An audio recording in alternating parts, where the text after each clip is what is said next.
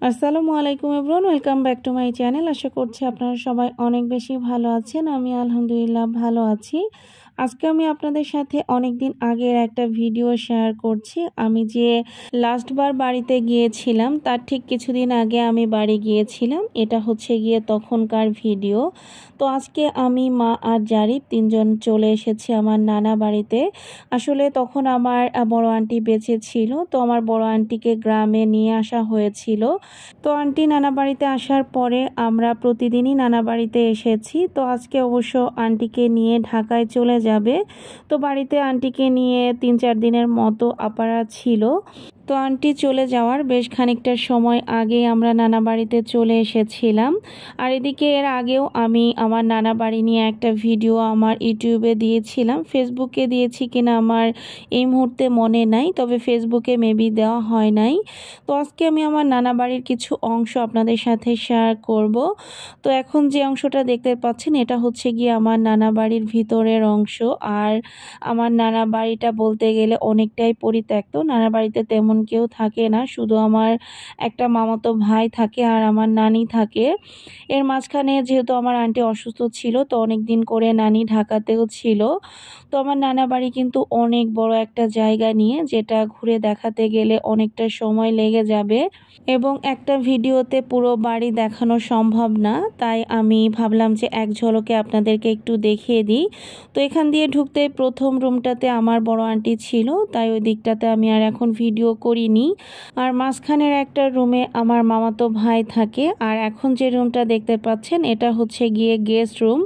আমরা সবসময় নানা বাড়িতে আসলে এই রুমেই থাকি। তো যাই হোক, এই রুমে যেহেতু কেউ ছিল না, তাই জারিফকে নিয়ে এই রুমের মধ্যে একটু ঢুকেছিলাম। আর আমার নানা বাড়ির এই ঘরগুলো আসলে ইনকমপ্লিটই রয়ে গিয়েছে, কারণ আমার বড় মামা হঠাৎ বাইক অ্যাক্সিডেন্টে মারা যায়। এই বাড়িতে আসলে আমার বড় মামাই থাকতো এবং সে যেহেতু মারা গিয়েছে, তো এই জন্য এই বাড়িতে আসলে থাকার মতো তেমন কেউ নাই। তাই বাড়ির কাজ আর ওইভাবে করাও হয়নি। টুকটাক যতটুকু না করলেই নয় ততটুকুই করেছিল আমার নানা। এদিকে এই ঘরটা ছাড়াও পাশে যে আরো একটা ঘর দেখতে পেলেন, ওটা হচ্ছে অনেক পুরনো ঘর। ওই ঘরটাতে আমার মাদের ছোটবেলায় বেড়ে ওঠা। আসলে আমার নানা বাড়িতে এত বেশি স্মৃতি, যেটা আসলে বলে শেষ করা যাবে না একটা ভিডিওতে। আর যেহেতু আমার নানা বাড়ি একদমই আমাদের বাড়ির কাছেই, তো মন চাইলেই হুটহাট চলে আসতাম। তো সেই দিনগুলো আসলে এখন আর নাই, জীবন থেকে অনেক আগেই হারিয়ে গিয়েছে, যেহেতু আমরা এখন অনেক দূরে থাকি। আর এদিকে আমার নানা বাড়ির অনেকগুলো প্রিয় মুখ আমাদের জীবন থেকে বিদায় নিয়েছে।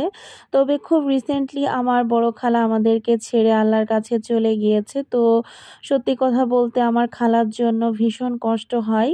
ম্যাক্সিমাম টাইমই কেন জানি না আমার খালার কথা এত মনে পড়ে, যেটা আসলে বলে বোঝাতে পারবো না, শুধু আমি আর আমার আল্লাহ জানি। তো এটা হচ্ছে গিয়ে আমার নানা বাড়ির পুকুর। আর এই পুকুর নিয়েও আমাদের আসলে ছোটবেলার অনেক স্মৃতি রয়েছে।